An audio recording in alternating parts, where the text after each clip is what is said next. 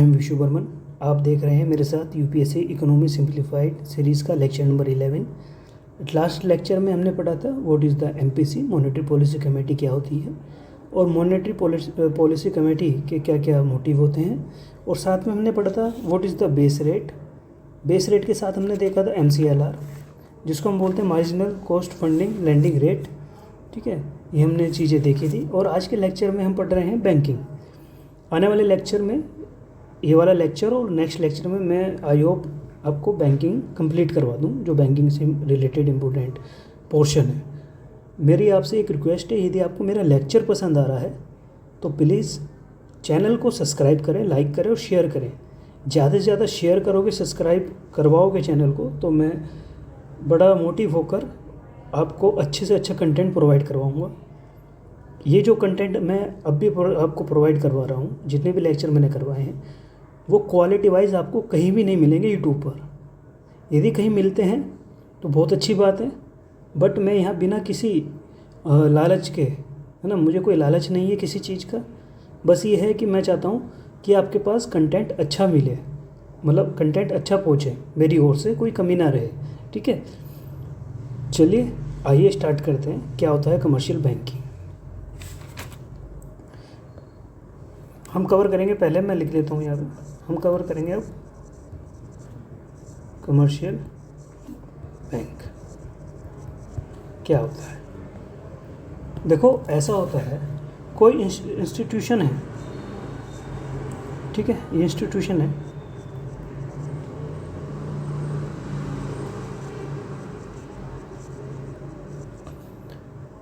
ये अपने कस्टमर को, ये कस्टमर है इसका, ये अपने कस्टमर को दो सर्विस प्रोवाइड करवा रहा है। एक तो कस्टमर को बोल रहा है कि तो भाई हमारे पास टाइम डिपॉजिट या डिमांड डिपॉजिट, किसी भी टाइप की डिपॉजिट कर सकते हो, ओके। और ये बोलता है कि आप डिपॉजिट भी करो, हम आपको, यदि आपको कहीं इन्वेस्टमेंट करना है तो हम आपको लोन देंगे। क्या देंगे? लोन देंगे। किस चीज़ के लिए? इन्वेस्टमेंट के लिए। चाहे वो मकान बनाने में इन्वेस्टमेंट करना हो या अपना बिजनेस खोलने में इन्वेस्टमेंट करना हो, है ना।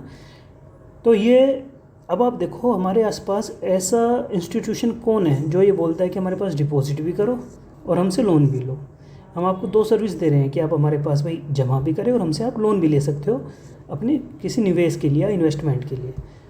तो आपको याद होगा ऐसा करता है कौन? बैंक।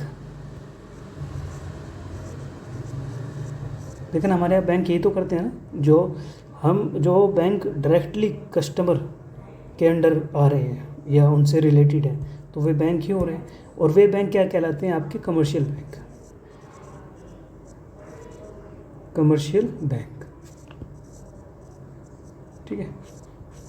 अब आप समझ गए होंगे कि वे इंस्टीट्यूशन जो कस्टमर को बोलते कि हमारे यहाँ डिपॉजिट भी करो और आपको इन्वेस्टमेंट की ज़रूरत है तो हमसे लोन भी लो, जो इस टाइप का कार्य कर रहे होते हैं, वे बैंक होते हैं कमर्शियल बैंक। ठीक है, अब थोड़ा सा आगे बढ़ते हैं।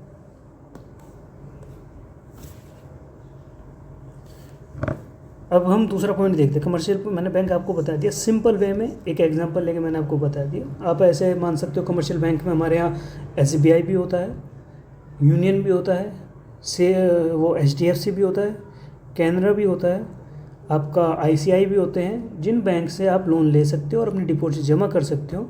वे बैंक सीधी सी बात है कमर्शियल बैंक कहलाते हैं। ठीक है, अब हम डिफरेंस देखते हैं। सेंट्रल बैंक के बारे में हमने लास्ट लेक्चर या उससे पहले लेक्चर में हम देखते आ रहे हैं कि what is the central bank. ठीक है, अब हम डिफरेंस देखेंगे किसमें? आपका commercial bank between central bank. Central bank का मतलब इंडिया में क्या होता है? आरबीआई। हमारे यहाँ एक ही सेंट्रल बैंक है जिसको बोलते हैं आरबीआई। ठीक है, आइए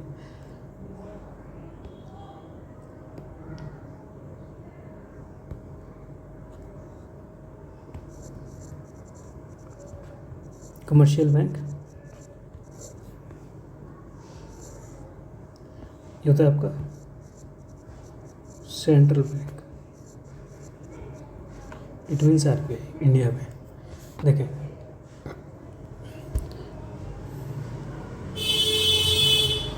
ये जो कमर्शियल बैंक होता है ना, ये जो इंस्टीट्यूशन है, कमर्शियल बैंक जो होता है वो एक इंस्टीट्यूशन होता है, हमको पता है। वो कंट्रीब्यूट करता है मनी सप्लाई में, किसके थ्रू? वो करते हैं करेंसी क्रिएशन के थ्रू। करेंसी क्रिएशन के थ्रू इट मीन्स मतलब ये होता है कि वो अपनी करेंसी को क्रिएट करेगा, उसके बाद वो लोन के रूप में आपको मनी देगा, जिसको हम बोलते हैं मनी सप्लाई। ठीक है, ये कमर्शियल बैंक करता है। ठीक है, कस्टमर के साथ। कभी RBI से लोन लिया है आपने? नहीं लिया है ना, तो आप समझ जाओ कि ये काम कौन कर रहा है? लोन वाला कमर्शियल बैंक कर रहा है। मैं लिख देता हूँ दिस इंस्टीट्यूशन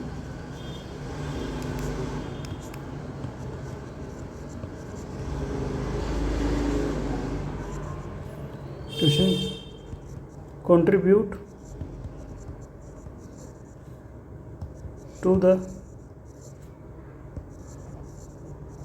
money supply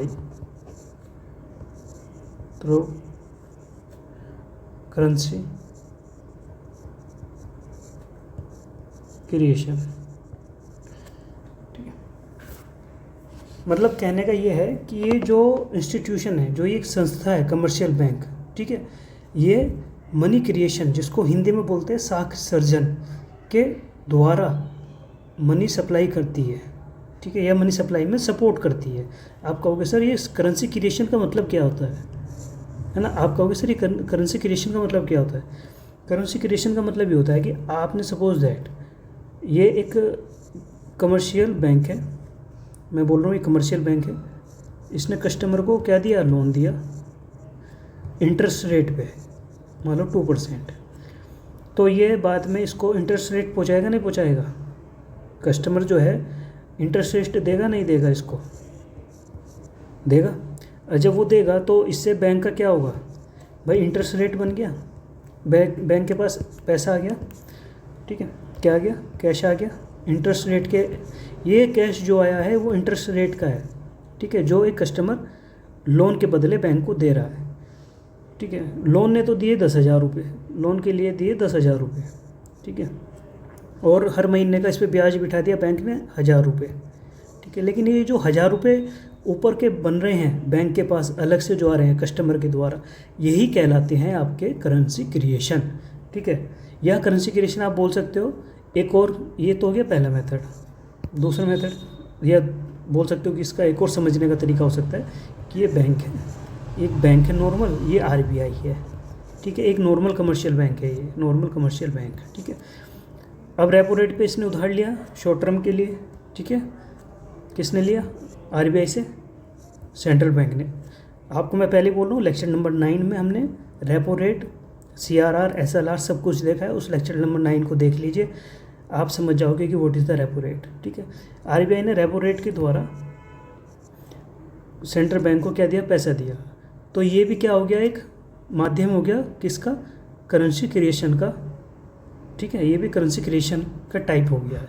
ठीक है, मतलब कहने का, जो भी सेंट्रल बैंक है वो किस हिसाब से, उसके पास किस हिसाब से करेंसी क्रिएशन हो रहा है। ठीक है, किस हिसाब से उसके पास पैसा आ रहा है अलग से, वो कहलाती है आपकी करेंसी क्रिएशन। ठीक है, यहाँ आप बात समझ गए होंगे कि मैंने क्या कहने का अर्थात, मेरा मतलब आपको समझाने का क्या मतलब है, आप समझ गए होंगे। ठीक है, ये सिंपल सा एक मेथड, आप यदि आप देखो करेंसी क्रिएशन के एक सिंपल सा एग्जांपल यही समझ लो कि भाई इंटरेस्ट रेट का जो पैसा आ रहा है कस्टमर के द्वारा किसी बैंक के पास, वही कहलाता है करेंसी क्रिएशन। ठीक है, चलिए मैं इसको मिटा रहा हूँ, करेंसी क्रिएशन वाले टॉपिक को, इसको। चलिए देखते हैं दूसरा में, दूसरी चीज़ें देख रहे हैं हम। इसमें ही दूसरा पॉइंट देखते हैं कमर्शियल बैंक में, कि commercial bank mainly operate for profit. Commercial bank जो चलता है ना, जो कमर्शियल बैंक चलता है, उसका मेन मोटिव क्या होता है? प्रॉफिट। ठीक है, समझ रहे हो? वो मेनली फोकस होते हैं प्रॉफिट पर। समाज कल्याण तो है नहीं वो, या सामाजिक सेवा तो है नहीं, समाज सेवा तो नहीं कर रहा कि आपको 10 रुपये दिए और बोला कि चलो 1 महीने बाद मुझे 10 रुपये पकड़ा देना भाई, है ना, वो ऐसा तो नहीं करेगा। यदि ऐसा करने लगा तो उसका मनी क्रिएशन कैसे बनेगा, वही फिर मनी क्रिएशन वाली बात आ गई, है ना। करेंसी क्रिएशन कैसे बनेगा उसका, यदि वो एक समाज कल्याण वाला काम करने लगा, है ना। तो इसलिए उसका मेन मोटिव होता है प्रॉफिट, प्रॉफिट पे प्रॉफिट कमाना, इसलिए आपको वो इंटरेस्ट रेट पर लोन भी देता है, आप समझ रहे होंगे ना। और रिजर्व रेपो रेट के अकॉर्डिंग, रिजर्व रेपो रेट जो एग्जांपल में समझा रहा था वो रेपो रेट थी, ध्यान रखना, जिसमें आरबीआई बैंकों को लोन देता है। रिजर्व रेपो रेट में क्या होता है, बैंक लोन देते हैं किसको, आरबीआई को, ठीक है। बाकी डिटेल में पढ़ना है तो लेक्चर नंबर 9 जाके देखें, आपको वहाँ समझ में आ जाएगा, ठीक है। तो इससे भी इनको प्रॉफिट मिलता है सेंट्रल बैंक को, तो इसलिए सीधी सी बात है, कमर्शियल बैंक का क्या मतलब होता है, प्रॉफिट, ठीक है। कमर्शियल बैंक का सीधा सा क्या मतलब है, प्रॉफिट अर्न करना, ठीक है। चलिए, सॉरी बीच में मैं सेंट्रल बैंक बोल चुका था इससे पहले, वो थोड़ा सा गड़बड़ हो गई थी बोलने में, तो ध्यान रखना, बात हो रही है कमर्शियल बैंक की, ठीक है। चलिए, इसका एक और पॉइंट देखते हैं। जितने भी कमर्शियल बैंक हैं, जितने भी कमर्शियल बैंक हैं, उनके जो कार्य हैं या जो उनको जो फंक्शंस हैं उनके, वो अंडर आते हैं किसके, सेंट्रल, सॉरी, वो कंट्रोल होते हैं किसके अंडर, कंट्रोल होते हैं, control of the central bank, ठीक है। सेंट्रल बैंक, अब आप देखो जितने भी आरबीआई हैं, मैंने फिर वही बोल रहा हूँ, लेक्चर नंबर 9 में जाके देखें, आप समझ जाओगे कि कैसे एक कमर्शियल बैंक सेंट्रल बैंक के द्वारा कंट्रोल हो रहा है, सब समझ जाओगे वहाँ पे आप, ठीक है। अब भाई आरबीआई तो डिसाइड करता है ना, भाई आरबीआई कौन है, हमारा सेंट्रल बैंक है, आरबीआई कौन है, सेंट्रल बैंक है आरबीआई हमारा, यही तो डिसाइड करता है कमर्शियल बैंकों की, कि भाई कितना रेपो रेट दोगे, कितना रिजर्व रेपो रेट रखोगे, कितना कैश आपको हमारे पास रखना है सीआरआर के रूप में, तो सब कौन डील कर रहा है, आरबीआई डील कर रहा है। आप कितने बेस रेट पर कस्टमर को लोन दोगे, ये सब कौन डिसाइड कर रहा है, आरबीआई डिसाइड कर रहा है। तो इट मीन्स जितने भी कमर्शियल बैंक हैं उनको कौन रूलेट कर रहा है, उनको कौन कंट्रोल कर रहा है, तो वो कर रहा है हमारा सेंट्रल बैंक, ठीक है, जिसको बोलते हैं आरबीआई। यहाँ पर आप समझ गए होंगे कि एक पूरा कमर्शियल बैंक का मैंने एक पूरी चीज़ बता दी है आपको कि इसके क्या क्या मेन पॉइंट होते हैं। अब दूसरी साइड देखेंगे हम, सेंट्रल बैंक के वर्क क्या है, सेंट्रल बैंक कर क्या रहा है। यदि कमर्शियल बैंक ये काम कर रहे हैं तो फिर सेंट्रल बैंक करता है क्या। देखो, पहली बात, सेंट्रल बैंक जो होता है वो बैंकर्स का बैंक होता है, बैंकों का बैंक होता है सेंट्रल बैंक, ठीक है। मैंने अभी फिर वही बोल रहा हूँ, लेक्चर नंबर 9 जाके देखें, आप समझ जाओगे कि क्यों सेंट्रल बैंक को बैंकों का बैंक क्यों कहा जाता है, आप वहाँ आराम से समझ जाओगे, बैंकर्स बैंक, ठीक है। बैंकों का बैंक इसलिए कहा जाता है क्योंकि जितना भी आपका loan rate, base rate, MCLR, जितना भी सब कुछ है वो डिसाइड कर रहा है एक बैंक, जिसका नाम है RBI, reserve bank of India. इसलिए उसको बोलता है, सभी बैंकों का एक बैंक होता है सेंट्रल बैंक, क्योंकि सभी कमर्शियल बैंक भी लोन किससे ले रहे हैं, ज़रूरत पड़ने पर इनसे ले रहे हैं, जिसको बोलते हैं सेंट्रल बैंक, ठीक है। बैंक, कमर्शियल बैंक यदि वो डूब रहा है ओवरनाइट में, वो एमएसएफआर लेता है, मार्जिनल स्टैंडिंग फैसिलिटी रेट पर भी वो लोन लेता है ओवरनाइट के लिए, किससे लेता है, आरबीआई से लेता है। और उसको डिसाइड कौन कर रहा है, एमएसएफआर को, मार्जिनल स्टैंडिंग फैसिलिटी रेट को डिसाइड भी कौन करता है, हमारा आरबीआई करता है। तो इसलिए कहते हैं कि सभी बैंकों का बैंक कौन है, आरबीआई, और सरकार का बैंक भी कौन है, हमारा आरबीआई, ठीक है। दूसरी बात, हमने पिछले अब जब से हमने ये मॉनेटरी पॉलिसी वाला लेक्चर स्टार्ट किया है, लेक्चर नंबर 6 या 7 से, तो आप समझ रहे होंगे कि जो हमारा सेंट्रल बैंक है वो काम करता है as a source of money supply, कि मार्केट में कितनी मनी सप्लाई होनी चाहिए, ठीक है।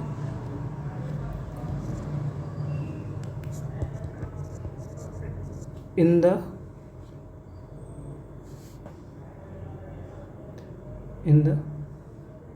एक मिनट वेट, कोई आया है,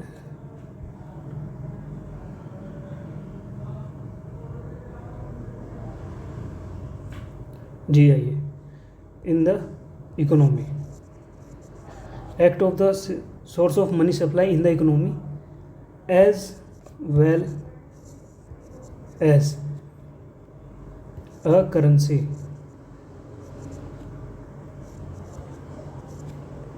regulator.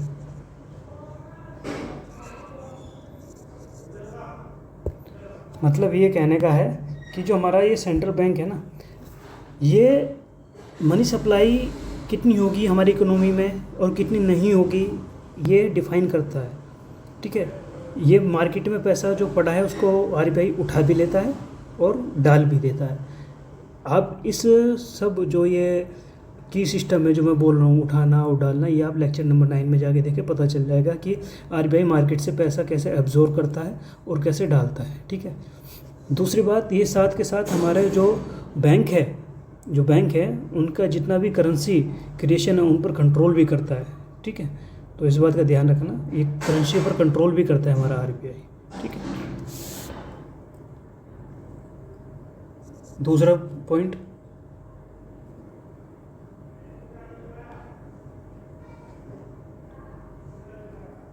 Economic prosperity and stability of the economy. ठीक है, ये हमारी इकोनॉमी की जितनी भी आर्थिक समृद्धि है ना, जिसको बोलते हैं इकोनॉमिक प्रोस्पेरिटी, इसको बोलते हैं आर्थिक समृद्धि हिंदी में। ठीक है, और जो हमारी इकोनॉमिक स्टेबिलिटी है, स्थिरता, उसको प्रोत्साहित करता है। ठीक है, उसको इनक्रेज करता है, उसको बढ़ाता है। ठीक है, ये सब कौन कर रहा है? ये भी हमारा आरबीआई करता है। तो हमने इस लेक्चर में 2 चीज़ें देख ली हैं अभी तक के लिए कि डिफरेंस कमर्शियल बैंक और सेंट्रल बैंक में आप समझ गए होंगे, कमर्शियल बैंक आप समझ गए होंगे। एक बार मैं आपको ओवर रिव्यू करवा देता हूँ उस चीज़ के बारे में। देखो, कमर्शियल बैंक क्या होता है? वह इंस्टीट्यूशन जो कस्टमर को बोलता है कि भाई हमारे यहाँ डिपॉजिट करो और आपको इन्वेस्टमेंट की जरूरत है तो हमसे लोन भी लो। ठीक है, तो जो ये काम कर रहा है वो इंस्टीट्यूशन क्या कहला रहा है? कमर्शियल बैंक कहला रहा है। और कमर्शियल बैंक और सेंट्रल बैंक में डिफरेंस देख लेते हैं।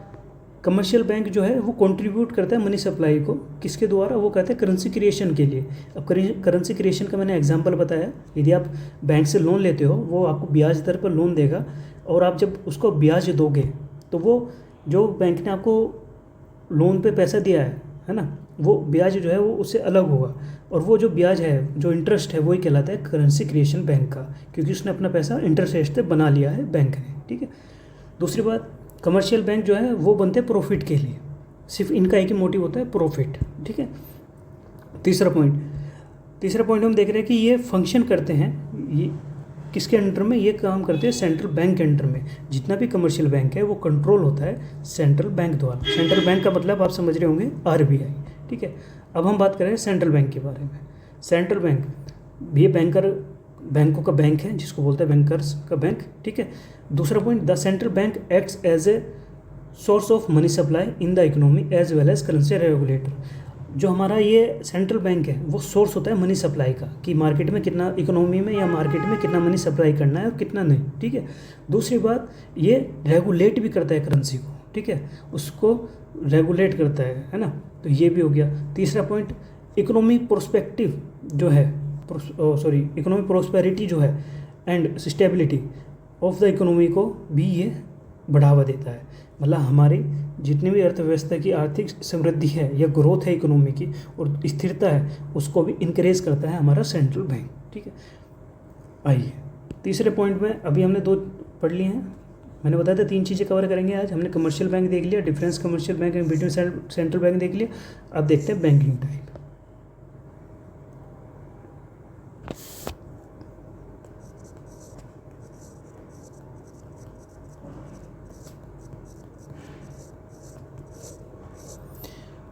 तीन चार प्रकार के बैंकिंग टाइप होते हैं, उस पर थोड़ा सा हम नज़र मारते हैं। पहला होता है, पहले हम देखेंगे कोर बैंकिंग कि क्या होती है कोर बैंकिंग। ठीक है, मैं लिख देता हूँ।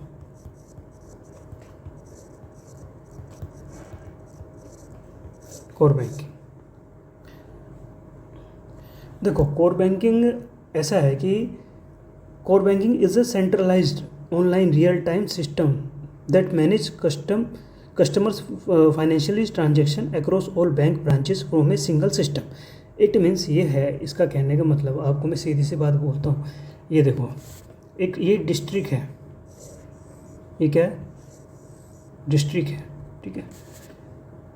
इस डिस्ट्रिक्ट में एक मेन ब्रांच है किसी बैंक की, क्या है, मेन ब्रांच, ठीक है। ये मेन ब्रांच है, इसमें एक सिस्टम है, ये सिस्टम रखा हुआ है। ये इस शहर में अलग अलग ब्रांचेज हैं एक ही बैंक की, सारी एसबीआई बैंक है, सारी एसबीआई बैंक की ब्रांचेज हैं। जैसे हम दिल्ली में रहते हैं, सपोज दैट दिल्ली में मेन ब्रांच है बैंक की, मान के चलो आप कैनॉट प्लेस मान लो, ठीक है। बाकी बैंक के जैसे साकेत में हो गया, दिल्ली के द्वारका में हो गया, कश्मीरी गेट पर हो गया, ये ऐसे ऐसे अलग अलग ब्रांचेस हैं, ठीक है। ये है ऐसे, ठीक है। अब क्या होता है कि इस सेंट्रल बैंक में एक सिस्टम होता है, एक कंप्यूटर होता है। क्या होता है, कंप्यूटर, एक सिस्टम होता है। आप इस बैंक में खाता खुलवाओ, इस बैंक में खाता खुलवाओ, चाहे इस बैंक में खाता खुलवाओ, ठीक है। अब ये बैंक आपस में जुड़े हुए होते हैं, ये भी, ये भी, ये भी, ये भी, ये भी, ये भी, और ये जुड़े होते हैं एक सिंगल विंडो से, जो एक कंप्यूटर है सेंटर में, ठीक है। अब होता ही है कि आपने देखा होगा कि आपने एक बैंक में तो अकाउंट खुलवा रखा है, जहाँ आपने गए थे आप अकाउंट खुलवाने, ठीक है। अब आपने देखा है कि भाई वो शाखा जो है जहाँ आपने अकाउंट खुलवाया था, वो अब आपके घर से बहुत दूर चली गई, बट उससे नज़दीक एक दूसरी शाखा पड़ती है उसी एसबीआई बैंक की, या ब्रांच पड़ती है। आप यहाँ जाकर पैसा जमा भी कर सकते हैं, निकाल भी सकते हैं, सब कुछ कर सकते हैं, क्योंकि आपका जो डाटा है, अकाउंट का जो डाटा है, वो सभी उसी ब्रांच के बैंकों से जुड़ चुका है एक कंप्यूटर के द्वारा, ठीक है। क्या हो चुका है, वो जुड़ चुका है एक कंप्यूटर के द्वारा, ठीक है। और वो मेन ब्रांच ने इस चीज़ को आगे प्रक्रिया में बढ़ा दिया है, तो वो कहलाती है आपकी कोर बैंकिंग। मतलब आप किसी भी बैंक में जाके, अपने बैंक की किसी भी बैंक की शाखा में जाके आप पैसा निकाल सकते हो।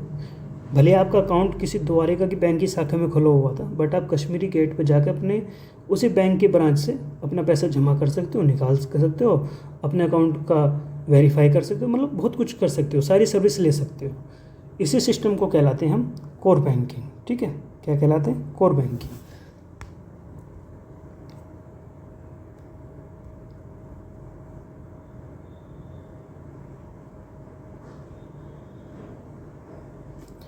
फिर दोबारा मैं बोल रहा हूँ, core banking is a centralized, ये सेंट्रलाइज्ड हो गया ना पूरा, देखा ना, एकीकरण हो गया।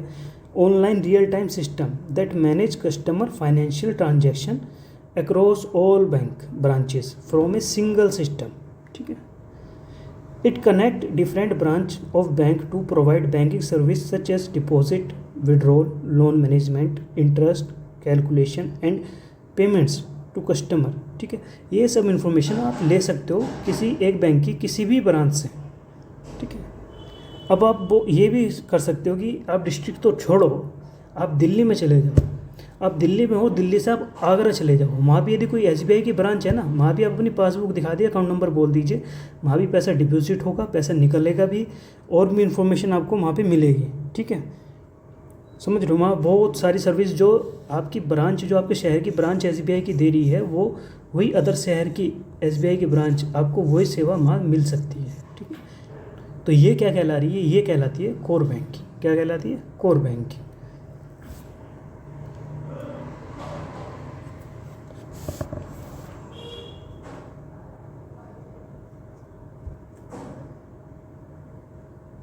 इसके हम देख लेते हैं थोड़ा सा, मेन फंक्शन देख लेते हैं, कोर बैंकिंग के मेन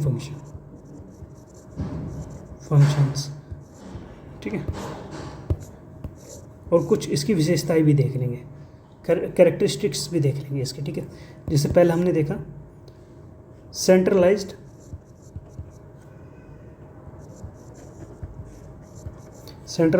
डाटाबेस,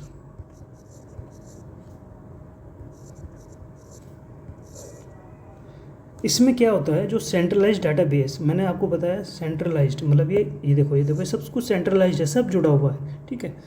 ये एक डिस्ट्रिक्ट है, ये एक डिस्ट्रिक्ट का है। ऐसे ही आप दूसरी डिस्ट्रिक्ट में जाओ अपनी एसबीआई ब्रांच में, पूरे देश में वो सब आपके ये सब जुड़े हुए हैं एक ही सिस्टम से। पूरे कंट्री में आपकी एसबीआई ब्रांच के सब कुछ डाटा वगैरह जुड़ा हुआ है, ठीक है।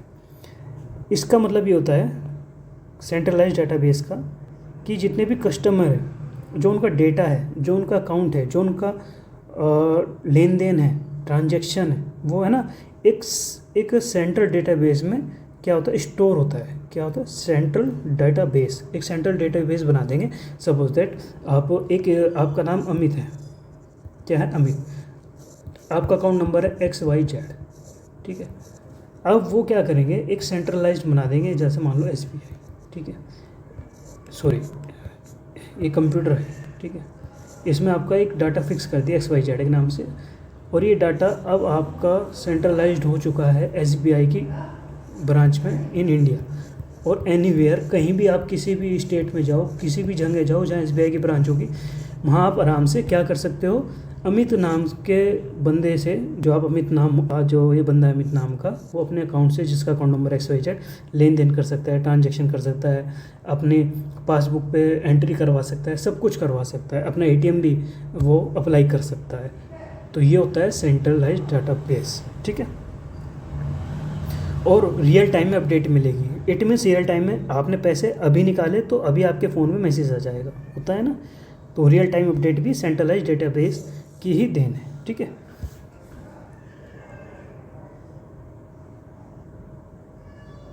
दूसरी बात कि एक होता है इसमें हमने क्या पढ़ा, एक तो देखा सेंट्रलाइज्ड डेटाबेस, दूसरे नंबर पे कोर बैंकिंग का हम एक फंक्शन और कैरेक्टरिस्टिक देख सकते हैं, ब्रांच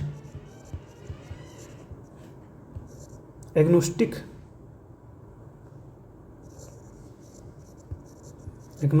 सर्विसेज, एग्नोस्टिक सर्विसेज।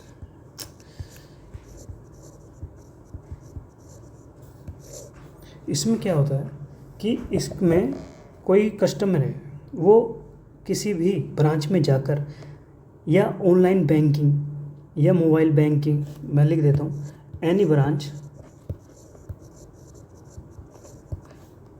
ठीक है, मोबाइल बैंकिंग हो गया। मोबाइल बैंकिंग में आप समझ रहे हो ना, जैसे SBI का एक वो है ऐप व्योम कर, वो सॉरी यूनियन बैंक का है व्योम करके ना, वो हो गया। या SBI का यूनो हो गया, जो मोबाइल बैंकिंग के ऐप होते हैं। फ़ोन पे वगैरह नहीं कर रहा हूँ मैं, मोबाइल आपके किसी बैंक में का कोई मोबाइल ऐप होगा ना, वो जो मोबाइल बैंकिंग प्रोवाइड करवा रहा है, उसकी बात हो रही है। एनी ब्रांच मोबाइल बैंकिंग, ठीक है, ATM, ठीक है, और भी अदर सर्विसेज जो होती हैं, है ना, सेवाएं प्राप्त कर सकते हैं किसी भी ब्रांच में जाके। जैसे अभी मैंने बताया, यही एक पार्ट है, मैंने इसमें समझा दिया था आपको, ठीक है, सेंट्रलाइज्ड डेटाबेस में कि आप किसी ब्रांच से जाके ATM भी ले सकते हो, अप्लाई भी कर सकते हो, मोबाइल बैंकिंग भी कर सकते हो, सब कुछ कर सकते हो, ठीक है। क्योंकि ये सब एक ही सिस्टम से जुड़े हुए हैं भाई, क्योंकि आप का एक ही सिस्टम से जुड़ा हुआ है सारा डाटा, ठीक है। चलें, इसके बाद देखेंगे हम मोबाइल बैंकिंग के बारे में। मोबाइल बैंकिंग तो फिलहाल मैंने आपको यहाँ समझा ही दिया है, मोबाइल बैंकिंग क्या होता है, ठीक है, लेकिन आप कहोगे तो मैं समझा दूंगा। हमने देखा ए पे देखा हमने कोर बैंकिंग, दूसरे पे देखा हमने, दूसरे B नंबर पे देखते हैं मोबाइल बैंकिंग। बैंकिंग टाइप देख रहे हैं ना, तो बैंकिंग टाइप में पहला देखा कोर बैंकिंग, अब देख रहे हैं मोबाइल बैंकिंग।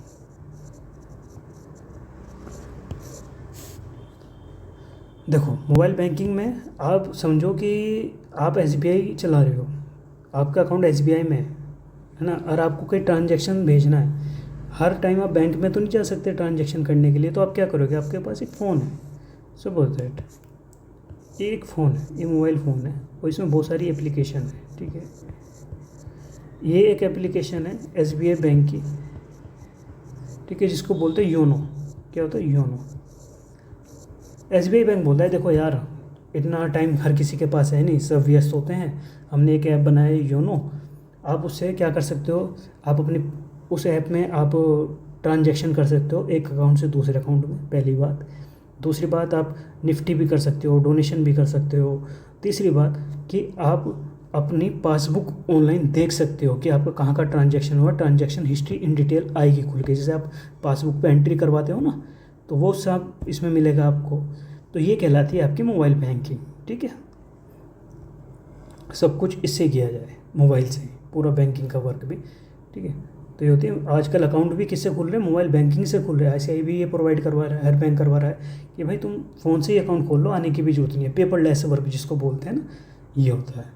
एक टाइम था हमारे टाइम में, जब हम छोटे थे, मेरे ख्याल से 11th क्लास की बात है, हमने अकाउंट खुलवाया था। तो हम गए थे SBI में, और उस टाइम जनधन योजना वाला, उससे पहले की बात है, तो बहुत भीड़ रहती थी। हम आज फार्म जमा करा बैंक का, तो बोलते थे भाई 1 हफ्ते के अंदर खुल जाएगा। और आज हाथ के हाथ अपना फ़ोन पे बैठो, बैंक का अकाउंट खोल लो, कितना आसान है। ये होती है टेक्नोलॉजी। ठीक है, चले C पॉइंट में देखें हम, लीड बैंकिंग। लीड बैंकिंग याद आया कुछ? लीड बैंकिंग नाम क्या है? लीड, जो सबको लीड कर रहा है एक टाइप से, वो होती है लीड बैंकिंग।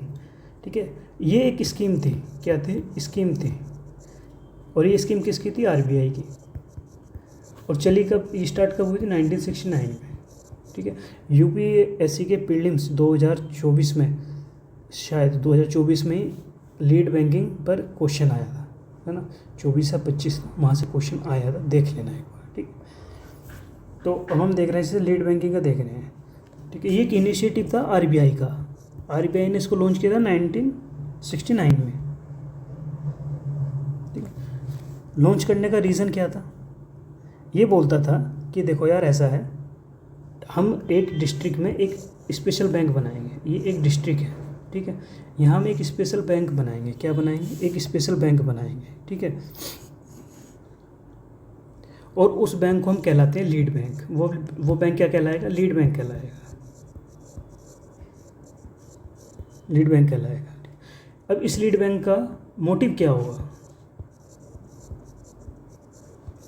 है ना। वो बात आती है कि लीड बैंक का मोटिव क्या होगा। लीड बैंक ना, जिस डिस्ट्रिक्ट में जो लीड बैंक बनाया गया है, सपोज एक डिस्ट्रिक्ट है, मैंने बोला भाई SBI को लीड बैंक बना दो। बैंक तो बहुत सारे हैं, जैसे यूनियन बैंक हो गया, है ना, ICICI बैंक हो गया, HDFC बैंक हो गया, बैंक बहुत सारे हैं, बट लीड बैंक बनाया हमने SBI को। मान के चलो लीड बैंक बनाया SBI को। अब उसका मोटिव क्या होगा? ठीक है, तो उसका मोटिव ये होगा कि वो ये देखेगा कि उस डिस्ट्रिक्ट में जो हमारा लोन है, क्या है, जो हम लोन है, ठीक है, जो बैंक लोन दे रहे हैं, वो उनको देखेगा कि वो सही जगह जा रहे हैं या नहीं जा रहे हैं, या हमारे जो बैंक का जो प्राइमरी वर्क होता है, जैसे एग्रीकल्चर, ठीक है, MSME, ठीक है, सेल्फ हेल्प ग्रुप, ठीक है, ठीक है, सेल्फ हेल्प ग्रुप, इन लोगों को क्या देना होता है? लोन देना हमारा क्या होता है? प्राइमरी वर्क होता है, या प्राइमरी रिस्पॉन्सिबिलिटी होती है एक बैंक की। ठीक है, तो ये बोलते हैं, RBI बोलता है कि हमने लीड बैंक बना दिया है। उसका मोटिव होगा ये देखना कि लोन सही जगह जा रहा है या नहीं जा रहा है, उसकी सही से रिकवरी हो रही है या नहीं हो रही है। दूसरी बात वो देखता है कि भाई एग्रीकल्चर, MSME, इनको जो हमारा प्राइमरी सेक्टर है, इनको बढ़ावा दिया जा रहा है या नहीं दिया जा रहा है बैंक के द्वारा। फिर वो देखेगा कि हमारा जो विलेज डेवलपमेंट है, ठीक है, विलेज डेवलपमेंट में जो हमारी कंट्रीब्यूशन है बैंकों की, वो सही राह पर है या नहीं है, वो ये भी तो देखेगा। ठीक है, फिर ये देखेगा कि जो हमारी बैंकिंग फैसिलिटी है, जो हमारी डिस्ट्रिक्ट में बैंकिंग फैसिलिटी है, ठीक है, वो सही से है या नहीं है। तो ये सब नोटिस कौन करेगा? एक डिस्ट्रिक्ट में ये सब नोटिस कौन करेगा? ये वो नोटिस करेगा जिसको लीड बैंक बनाया गया है। ठीक है, समझ रहे हो मेरी बात? तो मैंने क्या बताया, लीड बैंक एक योजना थी RBI की, जिसको 1969 में हमने लॉन्च किया RBI ने। और इसने क्या करा कि शहर में जो एक ज़िला है, उसमें जितने भी बैंक है, किसी एक बैंक को चुन के, वो किसी भी, चाहे उसका हो, किसी भी कंपनी का हो, SBI, HDFC, किसी का भी हो, किसी एक को लीड बैंक बनाएगा। फिर वो लीड बैंक देखेगा कि भाई जो लोन है उनकी रिकवरी सही से हो रही है या नहीं हो रही है, या वो देखेगा कि जो लोन है वो प्राइमरी जो सेक्टर है उनको दिए जा रहे हैं या नहीं दिए जा रहे हैं, विलेज डेवलपमेंट बैंक कितनी भूमिका निभा रहा है या नहीं निभा रहा है। ठीक है, फिर वो देखेगा बैंकिंग फैसिलिटी दी जा रही है या नहीं दी जा रही है। ठीक है, यदि दी जा रही है तो किस लेवल तक दी जा रही है। तो ये काम सब कौन करेगा, लीड बैंक करेगा। ठीक है, और ये जिला स्तर पे करता है, डिस्ट्रिक्ट लेवल पे करता है। ठीक है, क्योंकि इसके फिर ये डिसीजन देगा, आरबीआई के पास रिपोर्ट जाएगी, फिर आरबीआई उस पर विचार करेगा, जहाँ कमियाँ होगी उस पर इम्प्रूव करेगा, कुछ रूल्स डेवलप करेगा। ठीक है, ये काम होता है लीड बैंक का। चलिए दूसरा देखते हैं, कौन से नंबर का है, ये हमने सी नंबर पढ़ा है, अब हम पढ़े डी नंबर पर आ रहे हैं। डी नंबर देखिए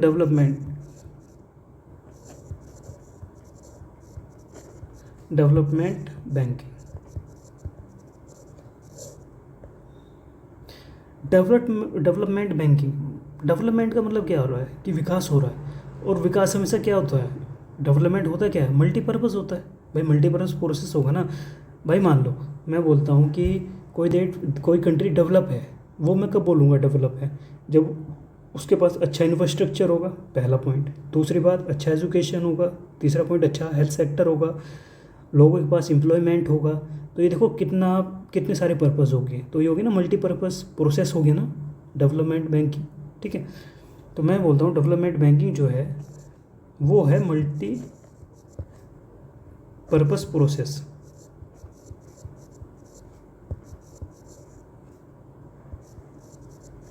ठीक है,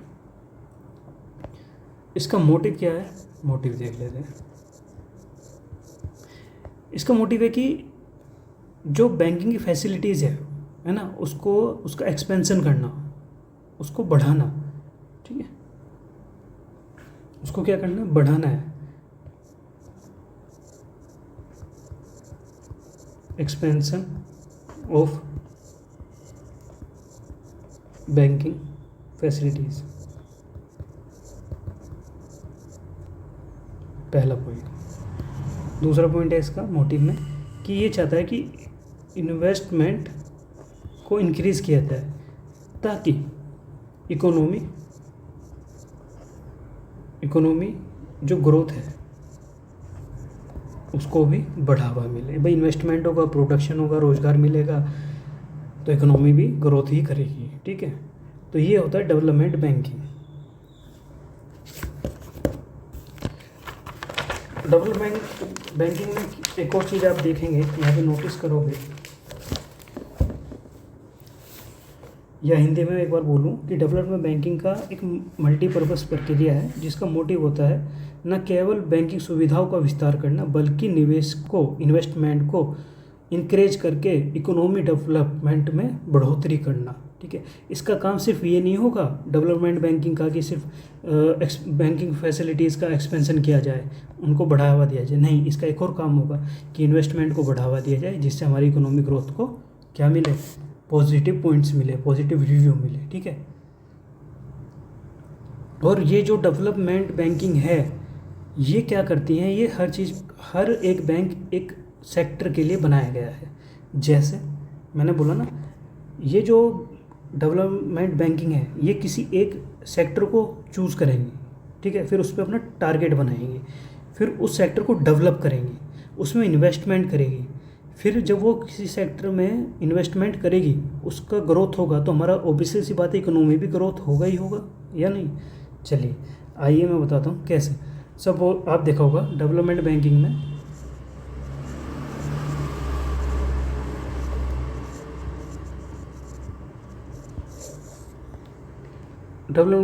सब ने अपना अपना एक अलग अलग सेक्टर बना लिया और सेक्टर के लिए एक बैंक बनाया गया। ठीक है, जैसे एग्रीकल्चर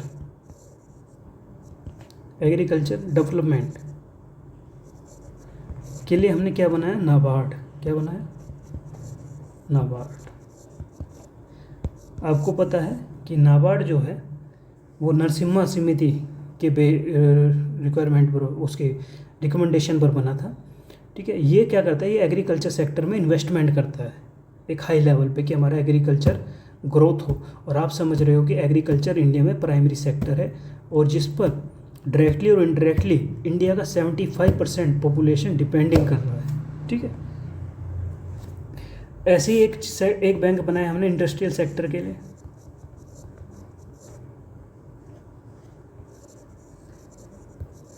उसको हमने बोला सिडबी बैंक। क्या बनाया? सिडबी, ठीक है। सिडबी बैंक हो गया। एक बनाया हमने मुद्रा बैंक, ये सिडबी बैंक है, ठीक है। ये इन्वेस्टमेंट करते हैं किस में? इंडस्ट्रियल सेक्टर में। नाबार्ड किस में कर रहा है? एग्रीकल्चर सेक्टर में, ठीक है। हाउसिंग को बढ़ावा देने के लिए हमने एक बैंक बनाया जिसको बोलते हैं NHB, नेशनल हाउसिंग बैंक। क्या बोलते हैं? National housing bank.